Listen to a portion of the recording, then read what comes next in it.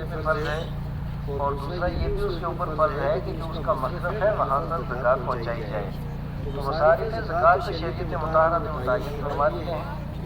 تو اب ہدایت شرعی یہ ہوتا ہے کہ جو مصارف زکوٰۃ میں سے ایک مصرف ہے مسکین کو اگر وہ پیسہ دے دیا جائے اور وہ اس کا مالک بن جائے، اور مالک بن جانے کے بعد وہ اپنی طرف سے وہ پیسہ وہ چاہے تو سید کو دے دے، چاہے تو وہ مسجد میں دے دے، چاہے تو مدرسے کی تعمیر میں دے دے، جہاں چاہے وہ دے سکتا ہے، اور ہدایت شرعیہ کے بعد اس کو کسی بھی مصرف کے اندر خرچ کیا جا سکتا ہے۔ اب نبی مکرم صلی اللہ علیہ وسلم ایک بار ایک صحابیہ کے گھر تشریف لے گئے اور انہوں نے گوشت بنایا تھا۔ آقا کریم علیہ السلام نے ارشاد فرمایا گوشت مجھے کھلاؤ۔ انہوں نے عرض کیا کہ حضور یہ آپ کے لیے جائز نہیں ہے، کیونکہ آپ سید ہیں اور سادات کے لیے صدقے کا گوشت جائز نہیں ہے۔ تو آقا کریم علیہ السلام نے ارشاد فرمایا لکہ صدقہ ولنا الہدیہ، صدقہ تجھے دے دیا ادا ہو گیا، اب تو اپنی طرف سے اگر ہمیں کھلا دے گی تو یہ ہدیہ ہو جائے گا۔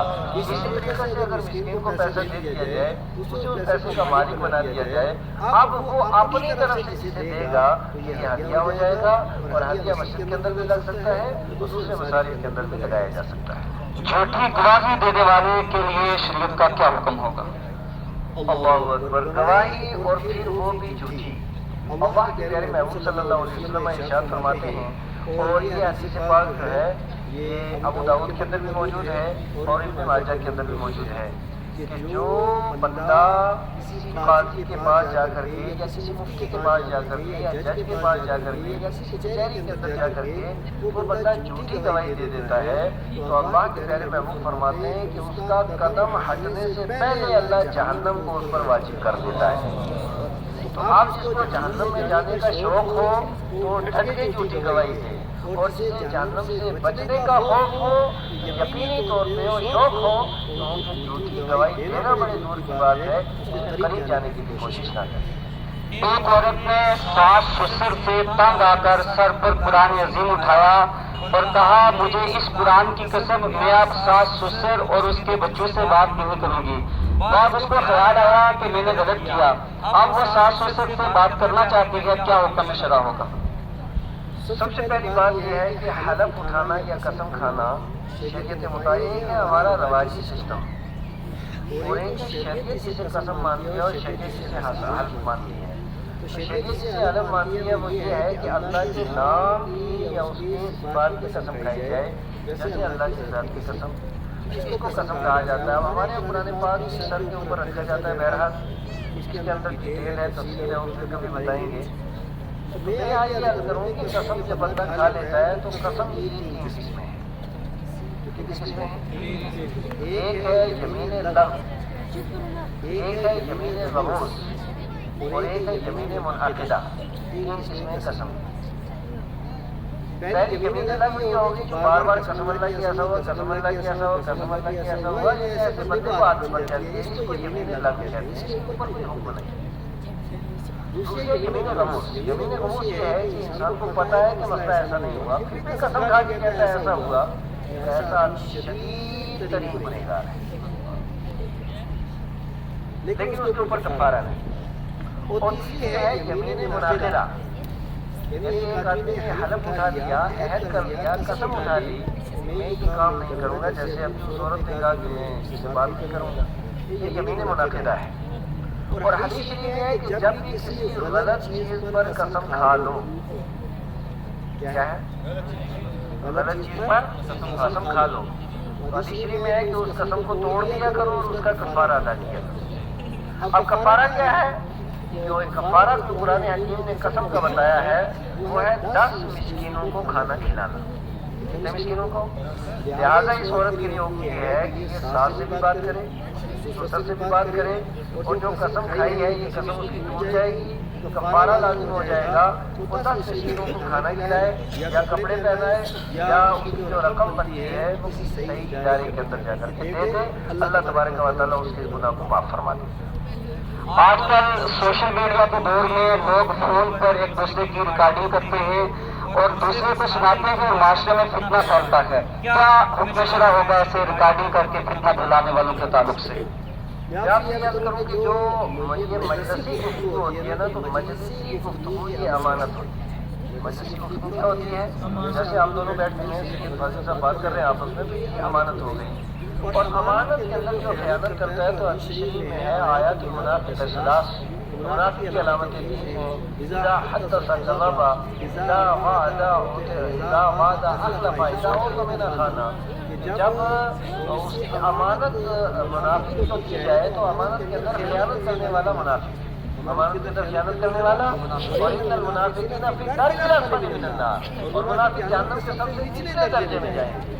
لہٰذا کسی آدمی کو پتہ نہیں اور اس کی ریکارڈنگ کر رہا ہے اور ریکارڈنگ کر کر کے دوسرے کو پہنچا رہا ہے، تو پہلی بات یہ ہے کہ یہ امانت کے اندر خیانت کر رہا ہے، اور دوسری بات یہ ہے کہ یہ چغلی ہے اور یہ غیبت ہے، یعنی اس کو پکڑ چالنا اس کا کام ہے۔ لہٰذا اس کے اوپر ایک نہیں شرط تین کی دفعات کے اوپر لگ رہے ہیں، چغلی کا بھی، غیبت کا بھی، امانت کے اندر خیانت کا بھی۔ لہٰذا ایسا آدمی توبہ بھی کرے اور آپ کی اس بری عادت سے ہمیشہ کے لیے باز جائے، ورنہ جہنم اس کا استقبال کرے گی۔ آج کل موبائل میں بہت ساری گیمز چلی ہیں، ڈریم 11 ہو گئی یا بہت ساری ایسی مختلف گیمز لوگ کھیلتے ہیں اور لاکھوں اور کروڑوں روپے گیمز سے کماتے ہیں۔ کیا وہ حلال کمائی ہے یا کہ وہ ساری کمائی حرام ہے؟ اور پھر اگر کوئی عالم دین گیم کھیل کر پیسہ کمائے تو اس کے بارے میں شریعت کا کیا حکم ہوگا؟ سب سے پہلی بات یہ ہے کہ جہاں تک کھیل کا اور گیم کا تعلق ہے تو اسلام کے اندر سب چیزوں کی اجازت نہیں ہے۔ تین طرح کی کھیلیں ہیں، انہیں انتظام باندھنی ہے، یا اس کے علاوہ دوڑ لگانا ہے، یا اپنی بیوی کے ساتھ کر لیں۔ اس کے علاوہ جتنی کھیلیں ہیں شرعاً اجازت نہیں ہے، اور پھر کوئی ضروری نہیں کہ بندہ جیت جائے۔ اب اس طریقے سے یہ جو موبائل کے اوپر گیمیں کھیلی جاتی ہیں اور اس کے ذریعے جو پیسہ کمایا جاتا ہے، تو یہ ایک طرح کا جوا ہے، اور جوا اسلام کے اندر بالکل حرام ہے۔ ان اللہ حرم، بے شک اللہ تبارک و تعالیٰ نے حرام کیا ہے۔ کن چیزوں کو حرام کیا اللہ تبارک و تعالیٰ نے؟ ڈھول بجانا حرام کیا ہے، جوے کو حرام کیا ہے، شراب کو اللہ تبارک و تعالیٰ نے حرام کیا ہے۔ لہٰذا جو چیزیں اور قرآن پاک کے اندر بھی واضح طور پہ حرمت کا ذکر ہے، لہٰذا ایسی چیزوں سے بچنا نہایت ضروری ہے۔ اس کے اندر وقت بھی برباد ہوتا ہے اور اس کے علاوہ پیسہ آئے نہ آئے یہ تو الگ چیز ہے۔ اور بھی ایسا گھٹیا کام کرے اس طرح کے مولوی کے پیچھے نماز نہیں ہوتی۔ مزارات پر حاضری کا کیا طریقہ ہے؟ یہ بہت اچھا سوال پوچھا آپ نے۔ دیکھیے مزارات شریف کے اوپر حاضری کے تعلق سے ہمارے یہاں بہت زیادہ افراط و تفریح ہے۔ جو لوگ جاتے ہیں نا مزار کے اوپر حاضری دینے کے لیے، تو بڑا جو عام لوگ ہوتے ہیں ان کو کچھ پتہ نہیں ہوتا، اور خاص کر جو جاہل ہوتے ہیں تو وہ تو ساری حدیں کراس کر جاتے ہیں۔ ایک بار حضرت ناگا بادشاہ صاحب رحمۃ اللہ تعالیٰ علیہ کے مزار پہ گیا، میں فاتح پڑھ رہا تھا، ایک شخص آیا تو سامنے آ کر تو اس نے سجدہ کیا، میں فاتح تو بھول گیا، میں نے پکڑ لیا، اس نے کیا کیا تو اس بیچارے کو پتہ ہی کچھ نہیں تھا۔ خیر میں نے اس کو مسئلہ بتایا، اچھی طرح سمجھایا، پہلے مجھے بڑا غصہ آیا، لیکن بعد میں جب میں نے دیکھا کہ یہ بالکل ریلے کا بٹا ہے، اس کو پتہ ہی کچھ نہیں ہے، تو پھر اس کے بعد میں نے اس کو سمجھایا، مسئلہ سمجھانے کے بعد خیر اس کے توبہ کی کروائی چلا گیا۔ تو میں یہ بات عرض کر رہا ہوں کہ سجدہ اللہ کے علاوہ کسی کو جائز نہیں ہے، اور طواف خانہ کعبہ کے علاوہ کسی بلڈنگ کا کسی گھر کا جائز نہیں ہے۔ نہ طواف کیا جائے گا، نہ سجدہ کیا جائے گا، اور نہ چادر چومی جائے گی، نہ بازار کو جا کر کے بوسہ دینا ہے۔ سیدھے جانا ہے اور بازار سے 3 گز دور رہنا ہے۔ کتنا دور رہنا ہے؟ 3 گز دور رہنا ہے، ہاتھ باندھنے ہیں، اور اس کے بعد آپ سورہ فاتحہ پڑھیں، اخلاص پڑھیں، اور جتنی صورتیں آپ کو یاد ہیں وہ پڑھیں، اور پڑھنے کے بعد پھر اللہ کی بارگاہ میں دعا کریں۔ کس کی بارگاہ میں دعا کرنی ہے؟ بولو بولو، کس کی بارگاہ میں؟ اور وہاں جا کر کے یہ کہنا ہے، یا اللہ ہم تیری اس مقدس بندے کی بارگاہ میں آئے ہیں، ان کے صدقے و طفیل ہمارا یہ کام پورا فرما دیں۔ یعنی جو صاحب مزار ہے نا، صاحب مزار کو اللہ کی بارگاہ میں وسیلہ پیش کرنا ہے۔ کیا کہ پیش کرنا ہے؟ وسیلہ پیش کرنا ہے، اس طریقے سے دعا کرنی ہے اور کوشش کی جائے۔ اور ایک بات اور بھی یہاں ذکری طور پہ میں عرض کر رہا ہوں کہ ہمارے یہاں ایسا ہوتا ہے کہ مزار کے اوپر چادر چڑھاتے ہیں، 1 چادر اور 2 چادر اور 4 چادر اور 10 چادر، پھر وہ چادریں وہاں سے آتی ہیں باہر آ کر کے دوبارہ یہاں سے بکتی ہے، ایک چادر 100 بار بکتی ہے۔ یہ تجارت ہے، شریعت کے اندر اس کی اجازت نہیں ہے۔ شریعت کے اندر صرف اتنا ہے کہ مزار کے اوپر صرف 1 چادر ڈال دی جائے، جب وہ چادر پوسیدہ ہو جائے، پھٹ جائے، پھر اس کو اٹھا لیا جائے اور دوسری چادر ڈال دی جائے۔ یہ چادریں جا کر کے ڈال دیتے ہیں مزار شریف کو کہ بالکل غلط ہے، ایسا ہرگز نہیں کرنا چاہیے۔ اتنی قیمت جیسے 400 کی 200 کی 200 400 کی آئے گی، 400 روپیہ مسجد میں دے دیں، مدرسے میں دے دیں، مسکین کو دے دیں، غریب کو دے دیں، اللہ دنیا بھی اچھی کرے گا، آخرت بھی۔ یہ بلا وجہ جا کر کے چادر ڈالنے سے نہ اللہ رضا راضی ہوتا ہے، نہ رسول اللہ راضی ہوتے ہیں، نہ صاحب مزار راضی ہوتا ہے، نہ اللہ کے ولی راضی ہوتا ہے، نہ کوئی نیکی ملتی ہے۔ اس کا کوئی فائدہ نہیں ہے، فضول کام ہے، اور ہمارے سنی بہت سے فضول کاموں کے اندر لگے ہیں۔ اللہ تعالیٰ ان کو ہدایت عطا فرمائے۔ صاحب نے منت مانی کہ میرا فلاں کام ہو جائے، میں ایک قدر بکرا زیارت شریف کو چڑھاؤں گا۔ اب کام ہو گیا، کام ہو جانے کے بعد وہ چاہ رہا ہے کہ یہ بکرا میں صاحب مزار کے ساتھ ثواب کے لیے کسی مدرسے میں یا مسجد میں دے دوں، تو کیا یہ مزار پر ہی چڑھانا ضروری ہوگا یا ان کے ساتھ ثواب کے لیے مسجد اور مدرسے میں دے سکتا ہے؟ ماشاءاللہ بہت اہم سوال پوچھا ہے آپ نے، اور اس کا جواب کچھ لوگوں کو تو ہضم بھی نہیں ہوگا جواب۔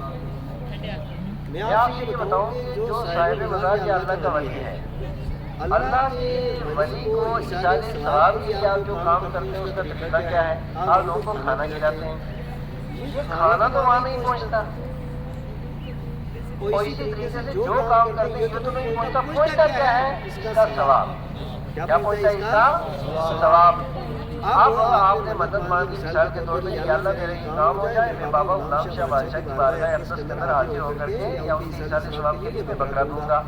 اب آپ پر لازم ہے کہ اس بکرے کو بیچ کر کے وہ رقم یا مسجد میں دے دیں یا مدرسے میں، مسجد میں دے دیں یا مدرسے میں دے دیں، اور مسجد و مدرسے میں دے دینے کے بعد اس کا جو ثواب ہوگا وہ بابا غلام شاہ بادشاہ کی روح کو پہنچ جائے گا، اور دعا کروا دی جائے کہ اللہ اس کا ثواب انہیں عطا فرمائے۔ وہ مدرسے کے اندر اب یہاں پہ ایک بات ہے کہ آپ اگر ایک تو ہوتا ہے نا جیسے کہ جو منت آپ دیکھیں، منت کا جو پیسہ ہوتا ہے اور نذر کا جو پیسہ ہوتا ہے، تو منت اور نذر کا پیسہ جو ہے یہ مسجد میں نہیں لگتا، یہ جو پیسہ ہے نا یہ کہاں لگے گا؟ تو حق ہے شریعت مطالعے نے بتایا کوئی الہی شریک کرنے کے بعد الہی شریک کرنے کے بعد مسجد میں لگا سکتے ہیں یا مدرسے کے اندر لگا سکتے ہیں، اور اس کا بھی خاص خیال رکھا جائے۔ میں نے ایک بار ایک مسئلہ بیان کیا تو کچھ سید مجھ سے ناراض ہوئی۔ ہمارے یہاں کیا ہوتا ہے کہ عرف عام کے اندر ایک 11ویں شب قرب کی 11ویں یہ سادات کرام کا حق ہے، ان کی بارگاہ میں یہ بطور نذرانہ پیش کرنا چاہیے۔ ہمارے ایک اور مسئلہ یہ ہے وہ کیا ہے کہ ہمارے کوئی اس طرح منت مانگتے ہیں نا تو اس منت کو اس نذر کو کیا کہتے ہیں لوگ، حالانکہ وہ کیا نہیں ہے، وہ کیا ہوتی ہے؟ منت یا نذر۔ تو منت اور نذر کا جو پیسہ ہے وہ سادات کو نہیں لگتا، وہ غرباء و مساکین کا حق ہے، لہٰذا اگر دینا ہو تو وہ الہی شریک کرنے کے بعد۔ کئی لوگوں نے کہا دیکھو جی سیدوں کی 11ویں بات کر کے نہیں، 11ویں جو عرف عام کے اندر عام طور پہ 11ویں کی جاتی ہے تو درست ہے، لیکن اگر وہ منت یا نذر کا مسئلہ ہوگا تو صحیح مسئلہ بتانا ان چیزوں پر خلط ہوتا ہے اور وہ بتانا بھی ہے۔ تو اس میں میں یہ عرض کروں کہ اس میں بھی آپ جو منت، ہاں بہتر یہ ہے کہ آپ منت اس طریقے سے مانا کہ یا اللہ میرا یہ کام ہو جائے، میں بابا غلام شاہ بادشاہ کے ایصال ثواب کے لیے یہ بکرا آپ کے مسجد میں دوں۔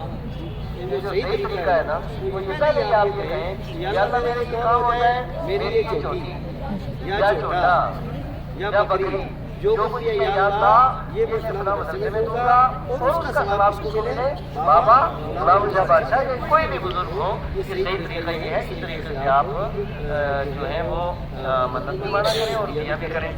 اب کیا کرتے ہیں ہمارے یہاں لوگ جناب، اب کیا بتاؤں بہت سے لوگ ناراض ہو جائیں جناب۔ کیا ہوتا ہے کسی وقت یہ ساری منتیں جاتی ہیں زیارتوں پہ، اور الحمدللہ کیا بتاؤں ایک زیارت کے اوپر صحیح طور پہ دین کا کام نہیں۔ کتنی یونیورسٹی انہوں نے قائم کی، کتنے کالج قائم کیے ہیں، کتنے مدرسے قائم کیے ہیں، کیا کیا انہوں نے، اللہ جانے وہ پیسہ آتا کہاں سے ہے اور جاتا کہاں ہے۔ اس وجہ سے ضروری ہے کہ آپ اپنے مدارس کو مضبوط کریں، آپ اپنے مساجد کو مضبوط کریں، اور یہ پیسہ بزرگان دین کو ایصال ثواب ضرور کریں، لیکن یہ پیسہ مشہور مدرسوں میں دیں، ان کا کام بھی ہوگا، آپ کی منتیں بھی پوری۔ اسی سوال کے ساتھ ریلیٹڈ ایک کوشچن ہے، ایک صاحب یہاں کے ہی ہیں تو انہوں نے کہا کہ 11ویں شریف کے پیسوں پر ہم کسی سید صاحب سے فاتحہ دلوائیں، دعا کروائیں، دعا کروانے کے بعد کیا وہ پیسے خود ہم گھر میں استعمال کر سکتے ہیں؟ اب اگر دعا کروا کر اس کو گھر میں کس لیے رکھیں گا؟ استعمال کروا لو اس کو، اسی سے یہ جنہوں نے دعا کیا اس کے حوالے کریں گے۔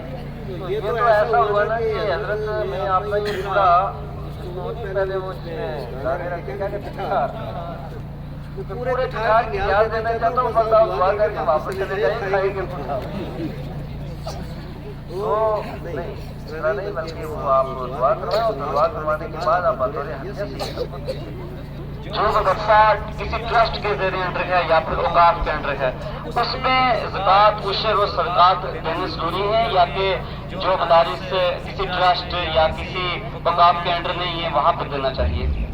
دیکھیے آپ زکوٰۃ کسی ادارے میں دیں، لیکن جو آپ زکوٰۃ لینے والا ہو وہ مسئلے کا واقف ہونا چاہیے، اس کو پتا ہو کہ ہدایت شرعی ہے، اس کو پتا ہو کہ زکوٰۃ کی طریقے سے ادا ہوتی ہے۔ جیسے میرے پاس لوگ زکوٰۃ کی رقم لاتے ہیں، الحمدللہ میں تو ہدایت شرعی کی طریقے سے کرتا ہوں اور وہ بھی رمضان مبارک ہی میں کرتا ہوں تاکہ زکوٰۃ ادا ہو جائے اور رمضان کا ثواب ملے گا۔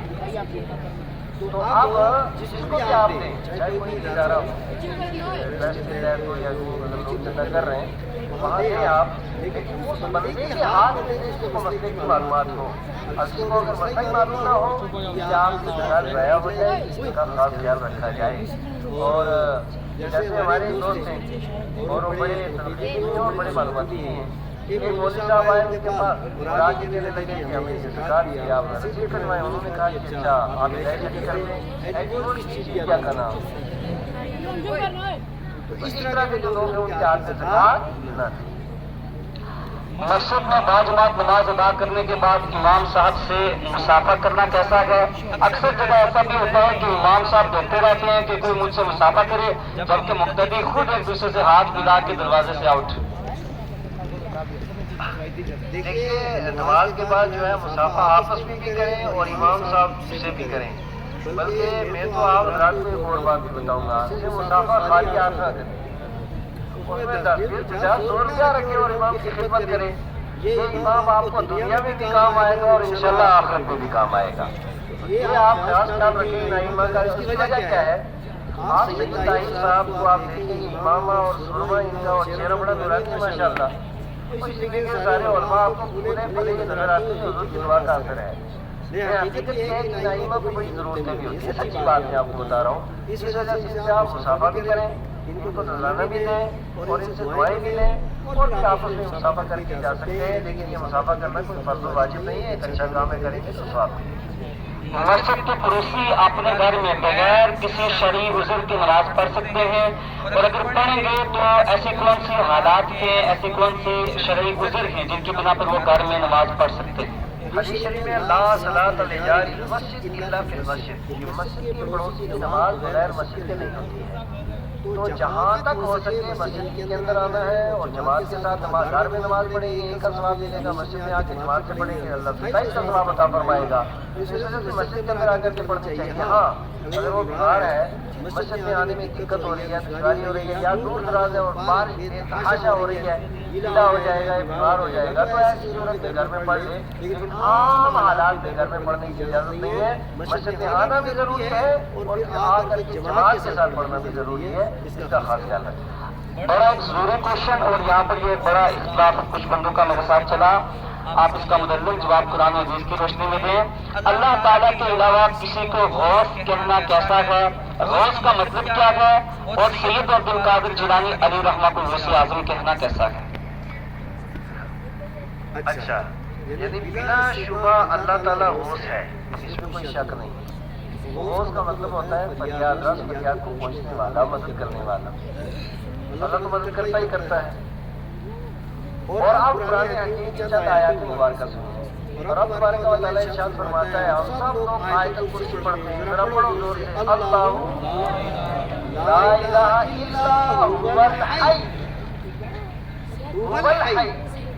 اب اس کے مطلب کیا ہے؟ هو الحی کا مطلب کیا ہے؟ تو اب اللہ کے علاوہ کوئی بات نہیں لائے گی، هو الحی اللہ زندہ ہے. اللہ کیا ہے؟ بولو بولو اللہ کیا ہے؟ الحی. اللہ زندہ ہے. اچھا ہم سارے لوگ یہاں پہ ضرورت کیا ہے؟ مردہ ہی تو زندہ ہے. یہ کہ اللہ بھی زندہ اور سارے لوگ بھی زندہ.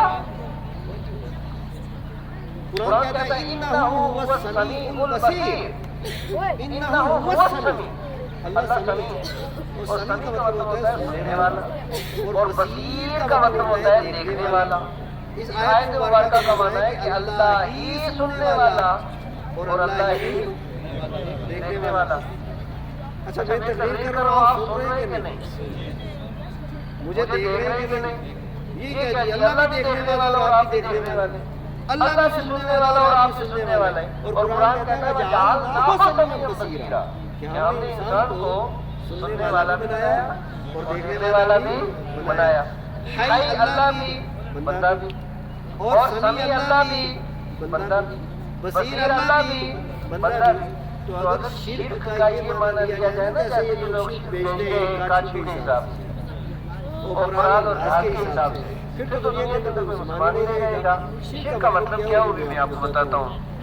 اب یہاں پہ کیا مطلب ہے میں آپ سے پوچھنا چاہتا ہوں جیسے اللہ زندہ ہے کیا ہم ویسے زندہ ہیں یا کوئی فرق ہے؟ فرق ہے.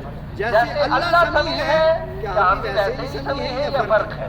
جیسے اللہ بصیر ہے ویسے ہم بصیر ہیں یا کوئی فرق ہے؟ فرق ہے نا. فرق کیا ہے کہ اللہ حی ہے ذاتی طور پہ. ہم حی ہیں خدا کی عطا سے. اللہ سمیع ہے ذاتی طور پہ. ہم سمیع ہیں خدا کی عطا سے. اللہ بصیر ہے ذاتی طور پہ. ہم بصیر ہیں اللہ کی اللہ وہ سے ذاتی طور پہ. شیخ عبد القادر وہ سے اللہ کی عطا سے. اللہ کی عطا سے. تو ہم اس کو جو مانتے ہیں خدا کی عطا سے. سبحان اللہ. اذان سے پہلے درود پڑھنا کیسا ہے، کہاں سے ثابت ہے؟ آج کل اذان سے 20 یا 30 منٹ پہلے مؤذن حضرات درود شریف اور نعتیں پڑھنا شروع کر لیتے ہیں، جس سے گھروں میں خواتین، بزرگ اور پڑھنے والے نوجوان ڈسٹرب ہوتے ہیں. اس بارے میں شریعت کا کیا حکم ہے؟ مسلمان تو ڈسٹرب دوسری سے ہوتے ہیں، نہ موبائل سے ہوتے ہیں، نہ ٹی وی سے ہوتے ہیں، نہ آنوں سے ہوتے ہیں، نہ گاڑیوں سے ہوتے ہیں، نہ پریشانی سے ہوتے ہیں، نہ توپ سے ہوتے ہیں، نہ غور سے ہوتے ہیں. جیسے آپ نے دیکھا ہوگا جب دیوالی آتی ہے شہروں کے اندر کیا کیا ہوتا ہے پوری رات. کوئی مسلمان پریشان نہیں ہوتا. کئی احتجاج نہیں ہوا کہ رات بھر ہم پریشان ہو گئے.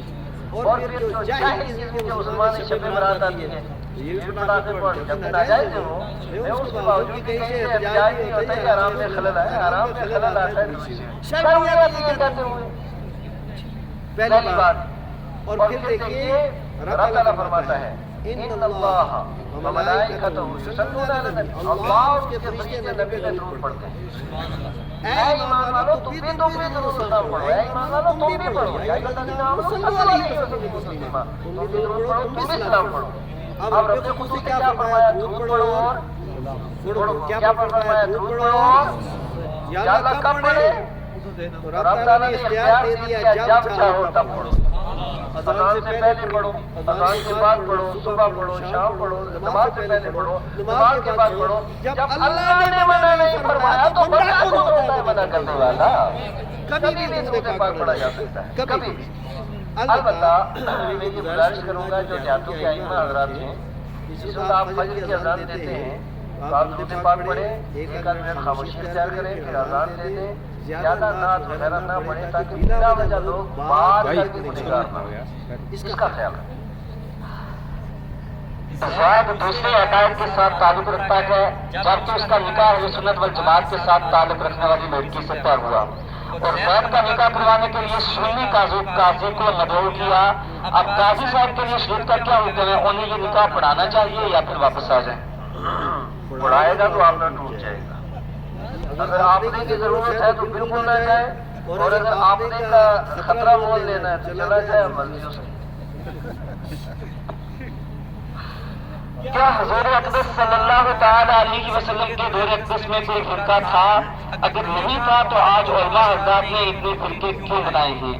کیا یہ حدیث صحیح ہے کہ 72 فرقے جہنم میں جائیں گے اور ایک جنت میں؟ واضح کر دیں. اس حدیث پاک کو بڑا ضروری سوال ہے.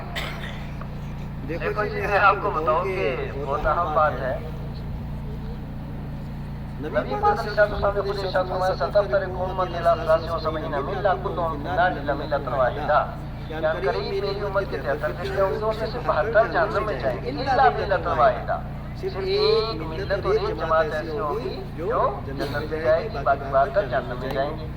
یہ حدیث پاک ابو داؤد کے اندر موجود ہے، مشکات المصابیح کے اندر موجود ہے، ترغیب و ترہیب کے اندر موجود ہے، کنز العمال کے اندر موجود ہے، شعب الایمان کے اندر موجود ہے، اور بہت سی کتب احادیث کے اندر یہ حدیث پاک موجود ہے کہ 72 جہنم میں اور ایک جنت میں۔ صحابہ نے عرض کیا یا رسول اللہ وہ جنتی کون ہے؟ تو آقا نے فرمایا ما انا علیہ واصحابی، کہ جس پہ میں اور میرے صحابہ ہیں وہ جنتی ہیں، میں اور میرے صحابہ وہ جنتی ہیں۔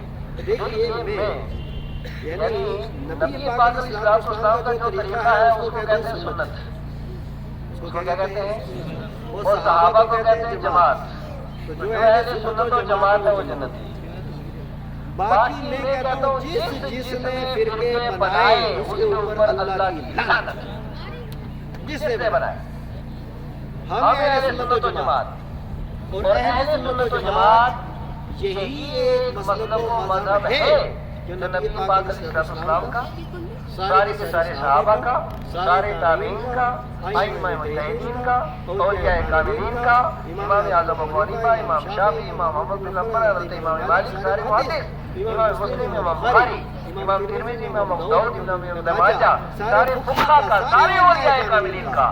ہم تو اسی پرانی لکیر کے فقیر ہیں، وہیں پر کھڑے ہیں جہاں پہ امام الانبیاء نے ہمیں کھڑا کیا تھا۔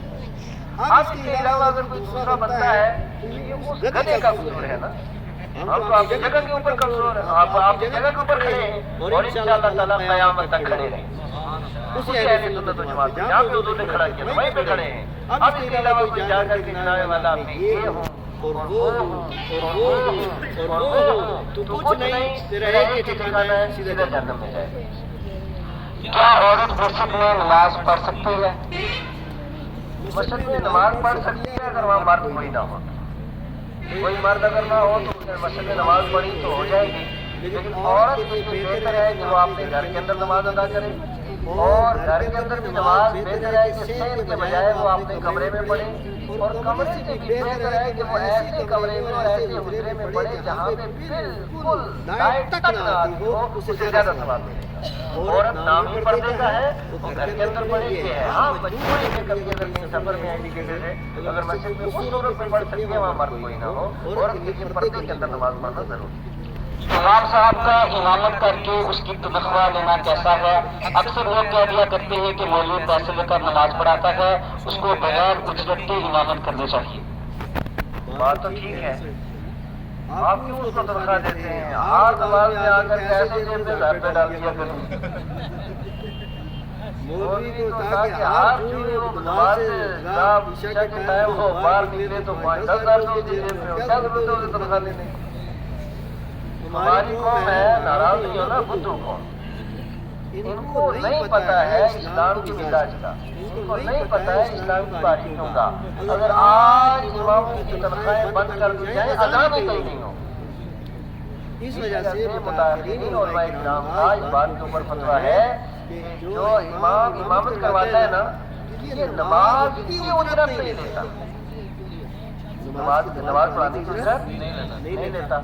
یہ سید طاہر صاحب ہیں، یہ شیعہ ہیں، اب زور کی نماز کو ضروری چھوڑا ہے کہ آ کر کے نشانہ پڑھائیں، یہ کا پڑھ سکتے نا اپنی نماز، یہاں آئے آ کر کے انہوں نے نماز پڑھائی، آنے جانے میں ان کا ٹائم لگا کہ نہیں لگا؟ ٹائم اس ٹائم کی تنخواہ دیتے ہیں، کسی تنخواہ دیتے ہیں، یہ جو ائمہ کی تنخواہ ہے یہ نماز کی نہیں ہے، یہ ٹائم کی ہے، اور ساری دنیا ٹائم کا پیسہ لیتا ہے، امام نے لے لیا تو کوئی کیا بتا دے، وکیل لیتے ہیں ٹائم کے پیسے لیتے ہیں نا، اور کیا جج کے سامنے تھوڑی دیر جا کر کے کرنا ہے کچھ، اور اسی طریقے سے ساری چیزیں عام طور پہ تو بہرحال آپ سے میں عرض کروں گا کہ یہ جو ائمہ حضرات ہیں اور اس کے اوپر جو اعتراض کرنے والے ہیں فضول لوگ ہیں، انہیں دین کے مزاج کا پتہ نہیں۔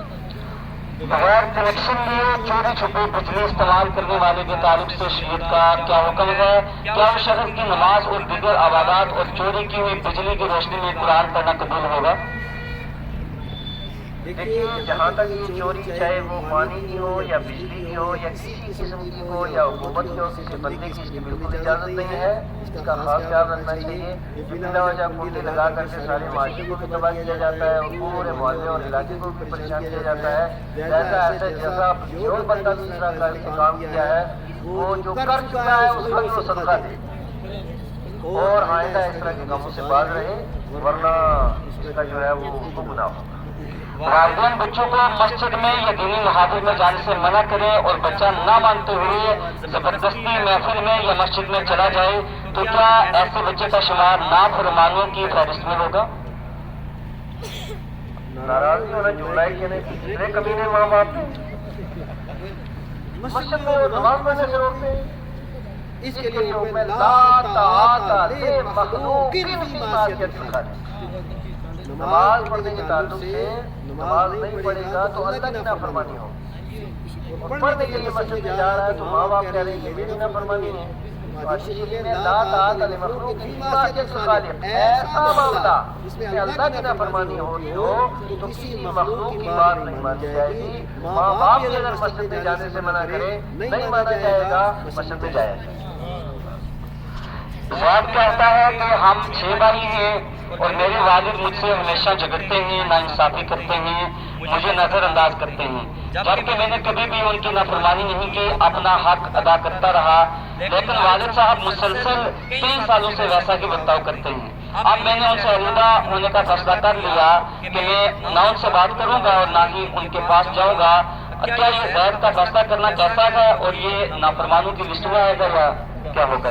یہ زید کی بلا وجہ کی گفتگو ہے، کوئی باپ سبیلی نہیں ہوتا کہ بلا وجہ رو جائے، کچھ نہ کچھ گل ادھر کچھ ہے۔ سوال پیدا ہو باپ ناراض ہو جائے، بات سمجھ سے باہر، باپ پورا سلوک کرے اولاد کے لیے، سوال ہی پیدا ہوتا یہ ساری غلطی ہے زید کی۔ لہذا اگر باپ اگر زیادتی کرتا ہے تب بھی فرما برداری کرے، باپ ظلم کرتا ہے تب بھی فرما برداری کرے، باپ اگر مارتا ہے نا اس تھپڑ میں اس طرف تو وہ دوسرا گال آگے کر دے کہ میں مار۔ باپ اگر باپ سے بھوکا مارتا ہے نا تو ہاتھ میں ڈنڈا لا کر کے دے تو 4 اور مار دو۔ تو اگر باپ واقعی اس طرح بے شرم ہے تو شرم آ جائے گی، اور اگر واقعی زیادتی کرتا ہے تو تب بھی یہ فرما برداری کرے اور یہ بات چیت نہ چھوڑے، یہ بچہ ہے۔ دیکھو اب لوگ سمجھتے ہیں کہ بہت سی ہمارے علماء حضرات کے نا ماں کی فضیلت بڑی بیان کرتے ہیں اور باپ کی بڑی کم۔ باپ باپ ہے یار، میں کہہ رہا ہوں باپ کا سب سے بڑا فائدہ کیا ہے کہ حکومت کے جتنے ڈاکومنٹ ہیں نا اس میں کیا لکھا جاتا ہے فلاں فلاں، اور اگر اگلا خانہ خالی رہے تو اس سے بڑا کوئی احسان ہو سکتا ہے، اس سے بڑا کوئی احسان ہو سکتا ہے کہ ہمیں کسی جگہ پہ گردن جھکا کے بندہ نہیں سیکھ سکتا ہے۔ یہ ساری مہربانی تو باپ کی ہے، اس وجہ اور یہ دنیا میں آئے بھی باپ کی وجہ سے ہے۔ باپ کو اگنور کرنا بہت غلط بات ہے، اور باپ اگر کچھ کہہ دے تو یار باپ بیچارے بوڑھے ہوتے ہیں، ہو جائے تھوڑی بہت گرمی میرے والد صاحب جب بیمار تھے نا بہت زیادہ تو آخری وقت ان کا ایک قد میرے اوپر غصہ آیا، وہ ڈٹ گئے، کافی کچھ انہوں نے مجھے سلا دیا، تو میں بھی ایسے کھڑے ہو کے ہنستا رہا۔ تو خیر وہ غصہ بزرگوں کو آتا ہے اور چلا جاتا ہے، 1-2 منٹ کے بعد پھر مجھے بلایا اور انہوں نے کہا کہ بیٹا مجھے معاف کر دے۔ یہ باتیں اب کون کرے گا؟ کہاں ماں باپ کو غصہ آتا ہے؟ بلا وجہ کی بات نہیں آتا غصہ، نہیں کرتے ماں باپ زیادتی، ساری زیادتی اولاد کی طرف سے ہوتی ہے۔ اس لیے اولاد اپنے آپ کے اندر سدھار پیدا کرے، وہ بات نہ کرے، زبردستی کرے، وہ مارے تب بھی چاہے اور ان کے پاؤں سیدھا کرے، انشاءاللہ تعالیٰ سارے حالات بہتر ہو جائیں گے۔ و عیسیٰ العقیدہ کو کافر کہنا کیسا ہے؟ یا اکثر لوگ کافر کا بچہ یہ گالی دے دیتے ہیں۔ استغفر اللہ العظیم۔ حدیث شریف میں من قال لاخیہ یا کافر فقد باء بأحدہما، کہ اگر کوئی کسی مسلمان بھائی کو کہے تو کافر ہے تو یہ جملہ اوپر جا کے واپس آتا ہے، اگر وہ کافر ہے تو ٹھیک، اگر کافر نہیں تو کہنے والا خود کافر ہو جاتا ہے۔ اس وجہ سے اس سے بچنا بہت ضروری ہے. لان تان نہیں کرنا. اسی کا ایک اور جملہ بھی کہتے ہیں, تو لانتی ہے, تیرے اوپر لعنت ہو. تو لعنت یہ بھی اسی طریقے سے اگر وہ لعنت کیا تو ٹھیک نہیں, اس کے اوپر پلٹ کے آتی ہے. اگر وہ کافر ہے تو ٹھیک اور نہیں تو کس کے اوپر پلٹے گا. لہٰذا توبہ بھی کرے, استغفار بھی کرے, جس کو کافر یا لعنت کیا ہے اس سے معافی بھی مانگے, یہ اس کے لیے ضروری ہے. اور اس طرح کی چیزوں سے پرہیز کرنا بہت ضروری ہے. آخری 1-2 کوشچن رہ چکے ہیں. اگر کسی کے ذہن میں کوئی بھی کوشچن آ رہا ہے تو میرے پاس آ کے لکھوا سکتا ہے. حضرت کوشچن یہ ہے کہ لوگ کسی کے پاس جاتے ہیں, کسی عامل کے پاس, وہ ان کو جادو بتاتا ہے. تو اب ایک بندہ یہ کہہ رہا ہے کہ کیا حقیقت میں جادو نکل سکتے ہیں یا کہ فراڈ ہوتا ہے؟ جادو کے نام پہ بہت فراڈ ہوتا ہے, پیروں کے نام پہ بہت فراڈ ہوتا ہے, اور کچھ اللہ معاف کرے کوئی مولوی فراڈ کرتا ہے. یہ ہر ایک ڈپارٹمنٹ کے اندر جعلی لوگ گھس رہے ہیں. اب جناب تھوک کے حساب سے جادو نکالتے دیکھو, جادو پر حق ہے, لیکن جادو کا توڑ جس طریقے سے یہ عامل بتاتے ہیں وہ جانے. جادو کا توڑ یہ ہے کہ کلام کے ذریعے اس جادو کا اثر ختم کر دیا جاتا ہے. کلام کے ذریعے اثر اس کا ختم کر دیا جاتا ہے. اور چلو آپ بات آئی گئی ہے تو میں بھی مکمل بتا دوں, آپ نے گھر میں علاج کیا بتا دوں. جس کسی کو شک ہو جائے جادو ہے, آپ نیلے رنگ کا ایک آپ کو دھاگا لینا ہے. کتنے رنگ کا؟ نیلے رنگ کا دھاگا لینا ہے. اور وہ بندہ ایسے کھڑا ہو نا, وہاں بندہ سب کھڑے ہو جائیں. کھڑے ہو کر کے ایسے یہاں سے لے کر کے پاؤں تک ناپنا ہے, اور 7 دھاگے ناپنے ہیں. کتنے؟ 1 2 3 4 5 6 7. 7 ناپ کر کے نا پھر اس 7 کو ایسے جوڑ کے اسے دوہرا کر لینا ہے. پھر بسم اللہ الرحمن الرحیم پڑھ کر کے سورہ فلق اور سورہ ناس, قرآن پاک کی آخری 2 سورتیں ہیں نا, معوذتین جنہیں کہا جاتا ہے, تو دونوں کو پڑھنا ہے. اور پڑھ کر کے ایسے دم کر کے تو ایک گانٹھ لگانی, جس کو گانٹھ کہتے ہیں نا. پھر دوسری طریقے سے 11 گانٹھیں لگانی, اور سورہ فلق اور سورہ ناس پڑھ کر کے دم کرنا ہے.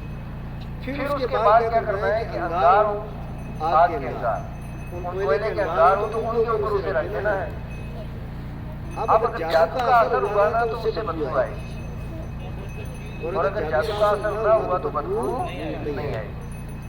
اب اس سے آپ کو پتہ تشخیص بھی ہو جائے گی کہ جادو ہے کہ نہیں ہے, اور علاج بھی ہو جائے گا. اگر جادو ہوا تو اللہ اثر دور کر دے. آپ گھر میں بیٹھ کر کے سب بندوں کو آپ میرے پیر بنا دیں, سب کو میری اجازت دی ہے, جاؤ ڈٹ کر کے کرو, اللہ آپ کو آرام دے. جعلی لوگوں کے چکر میں جا کر کے ایمان کا سودا بھی کر دے, اور بلا وجہ یہ سارے پیسے سید طاہر صاحب کو 2 مدرسہ بنائیں گے. ولی اور پیر میں کیا فرق ہے؟ اکثر یہاں پر بھی زیادہ اس بارے میں لوگ تبصرہ کرتے رہتے ہیں کہ حضرت جب پیروں کے خلاف بولتے ہیں تو لوگ اس سے مراد سید لیتے ہیں کہ یہ سید کے خلاف بول رہے ہیں, یا جو صحیح معنوں میں ولی ہے اس کے خلاف بول رہے ہیں. یہ آپ واضح کرتے ہیں کہ پیر کون ہے, ولی کون ہے, اور جعلی پیر کون ہے. دیکھیے ایک ہے سید, ایک ہے پیر, ایک ہے ولی, تینوں چیزیں ہیں. یعنی ایسا ہو سکتا ہے کہ بندہ سید بھی ہو اور پیر بھی ہو اور ولی بھی ہو, جیسے سید فاضل صاحب, یہ پیر بھی ہیں, یہ سید بھی ہیں, اور الحمدللہ یہ ولی بھی ہیں. اب کچھ لوگ اس طرح کے ہیں کہ وہ سید ہیں اور سید کے ساتھ ساتھ وہ پیر بھی ہیں, یہ ولی نہیں. اور کچھ جو ہے وہ صرف سید ہیں, وہ پیر بھی نہیں اور ولی بھی نہیں. اور کچھ جو ہے وہ ولی ہیں, یہ سید نہیں. اور کچھ جو ہے وہ پیر ہیں لیکن وہ سید بھی نہیں اور ولی بھی نہیں. یہ الگ الگ ہے, یہ کیٹیگریاں الگ ہیں ساری ساری. پیر ہم اس کو کہتے ہیں بھائی جو یہ تعویذ دھاگا اور لوگوں کو پیر اچھے بھی ہیں. ہم نے بھی تو کسی پیر کے ہاتھ میں آ گیا نا, تبھی تو کرارا بولتے ہیں. پیر جو ہے ہم قادری پٹا ڈالا ہوا ہے ہم نے, اور پیر کا ہاتھ بھی ہمارے پیچھے ہے. پیر اچھے بھی ہیں, اس میں کوئی شک نہیں. جعلی پیر کون ہے اور اچھا پیر کون ہے؟ جو 5 وقت نمازی ہو, روزہ رکھنے والا ہو, زکات دینے والا ہو, داڑھی اس کی سنت کے مطابق ہو, سر کے اوپر ٹوپی یا امامہ ہو, اور دین کی بات کرنے والا ہو, حضور کی شریعت پہ چلنے والا ہو, وہ پیر ہماری آنکھوں کا نور, دل کا سرور, سر کا تاج. اور جس پیر کی داڑھی نہ ہو, جو پیر نماز نہ پڑھتا ہو، جو پیر کنجروں والا کام کرتا ہو، پیر بن کر کے ڈھول بجاتا ہو اور اس کے علاوہ شیطانی خرافات کرتا ہو، ایسے پیر کو ہم ماننے کے لیے تیار ہیں۔ اور باقی جہاں تک سادات کا سید کا تعلق ہے، سید انپڑھ ہو، سید پڑھا لکھا ہو، سید جاننے والا ہو، سید نہ جاننے والا ہو، ہر ایک سید بس اس کا عقیدہ صحیح ہو، یہ بھی میں تقریر میں کہہ چکا ہوں، اس کا عقیدہ صحیح ہو، وہ ہماری آنکھوں کا نور ہے، ہمارے دل کا سرور۔ سید ہر حال میں قابل تعریف، قابل تقریم و تعظیم ہے اور قابل اکرام ہے، لیکن بس اس کا عقیدہ صحیح ہو۔ اب اگر وہ سید کہلاتا ہو اور وہ حضرت صدیق اکبر فاروق اعظم کی حضرت امیر معاویہ کے خلاف بھونکتا ہو تو پھر ہم اس کو سید بھی نہیں مانتے۔ صحابہ کے خلاف بھونکنے والا ہو ہم اسے سید نہیں مانتے، بات ختم ہے، وہ کہلاتا ہو کہلاتا رہے، ہمیں اسے کوئی لینا دینا۔ باقی ولی تو ایسے نہیں رہتے کہ ان کا دنیا میں چلے بھی جاتے ان کا پتہ ہی نہیں چلتا۔ ولی اپنی کرامتوں کو چھپا کے رکھتے ہیں اور جعلی پیر کرامتیں گڑ گڑ کے بتاتے ہیں، خواب گڑ گڑ کے بتاتے ہیں، نہ خواب میں یہ ہو گیا اور یہ ہو گیا، بس یہ سمجھ لینا کہ جو خواب میں ڈٹ کے بتائے اور جو کہ میری بات یہ ہو گیا اور میں نے فلاں کو اچھا کر دیا اور میں نے یہ کر دیا اور میں نے یہ کر دیا اور میں نے یہ کر دیا، بس کہہ دینا بنتا ہے تو پیر لیکن پکا جعلی پیر ہے۔ اور جو صحیح ہوگا وہ یہ کہے گا ہاں میں تو آج بھی بنتا ہوں، اب تعریف دینا میرا کام ہے، شفا دینا میرے رب کا کام ہے۔ آج یہ ساری اس کے اندر ہو، یقین میں اس کا تعریف بھی کام کرے گا اور اس کی دعا بھی کام کرے گی۔ اس طرح جو اچھے پیر ہیں وہ ہمارے شانہ بشانہ ہیں، جو جعلی پیر ہیں دم میں جب تک دم ہے ان کو رگڑتے رہیں گے۔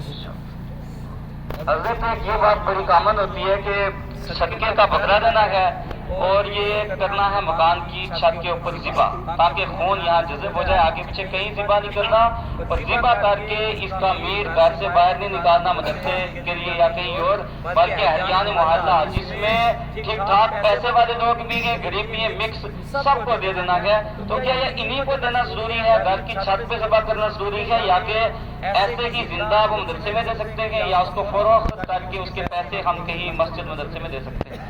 حدیث شریف میں ہے کہ جس وقت وہ جو کی طرح بنائے وبائیں آ جائے تو صدقہ دیا کرو۔ آپ صدقہ کس چیز سے دے دینا، کوئی ضروری نہیں کہ صدقے میں بکرا ہی دیا جائے، صدقے میں آپ کھجور بھی دے سکتے ہیں، 10 روپے بھی دے سکتے ہیں، اناج بھی دے سکتے ہیں، کوئی چیز بھی دے سکتے ہیں۔ اب اگر جانور دینا ہے تو یہ ضروری نہیں کہ اس کو ذبح کیا جائے اور چھت کے اوپر ذبح کیا جائے۔ پہلی بات یہ ہے کہ اس کو ذبح کر کے بھی دے سکتے ہیں، اس کا گوشت آپ بانٹ سکتے ہیں اگر وہ صدقہ نافلہ ہے، یعنی منت کا نہیں ہے کہ اگر آپ صدقہ دے رہے ہیں تو جو صدقہ نافلہ ہوتا ہے غریب امیر سید غیر سید ہر بندہ اسے کھا سکتا ہے، وہ اسے دے سکتے ہیں کہ صدقہ نافلہ ہے۔ اور لیکن بہتر یہ ہے کہ صدقہ نافلہ واجبہ کوئی بھی صدقہ ہو، بہتر یہ ہے کہ آپ دیکھیں کہ آپ کے محلے کے اندر کوئی غریب ہے، مسکین ہے، یتیم ہے، کوئی بے کس ہے، کوئی بے بس ہے، تو آپ پورا بکرا اس کے حوالے کر دیں، اللہ دگنا ثواب عطا فرمائے۔ اور اگر وہ نہیں آپ کے محلے آپ کے علاقے میں آپ کی برادری میں پھر آپ مدرسے کا رخ کریں، وہاں مہمانان رسول ہیں اس کو دے دیں، یہ ثواب کا کام ہے۔ باقی یہ جو بلا وجہ کی ایسی باتیں بنائی ہوئی ہیں ان کا شریعت سے کوئی تعلق نہیں۔ آخری کوشچن یہ ابھی بھائی نے کیا ہے کہ کیا جو یہ لوگ جادو کرتے ہیں ان کو قیامت میں پوچھ ہوگی اور ان کے بارے میں شدید کا کیا حکم ہے؟ 7 گناہ کبیرہ گناہ، کتنے گناہ؟ 7 گناہ کبیرہ گناہ ہیں۔ ان میں سے جو تیسرا گناہ گیا ہے وہ ہے جادو کرانا، جادو کروانا۔ جادو کروانے والا بھی جہنمی، جادو کرنے والا بھی جہنمی ہے۔ یہ جہنم میں نہیں، یہ بالکل غیر جہنم کے اندر جائیں گے اور دنیا کے اندر بھی اللہ انہیں ذلیل اور رسوا کرے گا، وہ آخرت کے اندر بھی تباہ و برباد ہوں گے۔ کبیرہ گناہ ہے، آخرت میں بھی عذاب ہوگا اور جو جادو کرنے والے دنیا کے اندر بھی وہ ذلیل و خوار ہوں گے۔ اللہ تعالیٰ ہم سب کو شر سے محفوظ۔ مولانا عبداللہ صاحب کا ابھی کوشچن آیا ہے کہ مسجد کا پیسہ اس سے ہم باتھ روم بنا سکتے ہیں؟ دیکھیے جو مسجد کا پیسہ ہوتا ہے نا، تو مسجد کا پیسہ جو دیا اور دیا جاتا ہے وہ ہوتا ہے ضروریات مسجد، یعنی ہم مسجد بھی بنائیں گے اور مسجد کے وہ جن چیزوں کی ضرورت ہوگی وہ سب کچھ بنائیں گے، نیت ہوتی ہے اور دینے والے زیادہ مسجد کی ضرورت کے لیے وہ دکانیں وغیرہ سارا کچھ جو ہے اس پیسے سے بنائے گا۔ ہمارے مدرسے کا اعلان کر دیں اپنی زبان مبارک سے۔ ماشاءاللہ مدرسہ گلشن اہل بیت، گلشن اہل بیت کی مدرسہ انہوں نے اعلان کروانے کے لیے فرما رہے ہیں اور 11 بچے 11ویں والے کی نسبت سے انشاءاللہ تعالیٰ اس کا آغاز ماہ رمضان کے بعد ہو رہا ہے. میری گزارش یہ ہے کہ اس ادارے کو آپ زیادہ سے زیادہ مضبوط کریں, کامیاب کریں, بچوں کو پڑھیں, بچوں کو پڑھائیں, علاقے کے بچے سارے کے سارے پڑھیں. دینی دنیاوی تعلیم سے سب کچھ یہاں پہ پڑھایا جائے گا. آپ ان کا ساتھ دیں, ان کا تعاون کریں, انہیں مضبوط کریں. ان کی مضبوطی ساری ملت کی مضبوطی ہے. اللہ تعالیٰ آپ سب کو اپنے خیر کی توفیق عطا فرمائے. وآخر دعوانا ان الحمد للہ.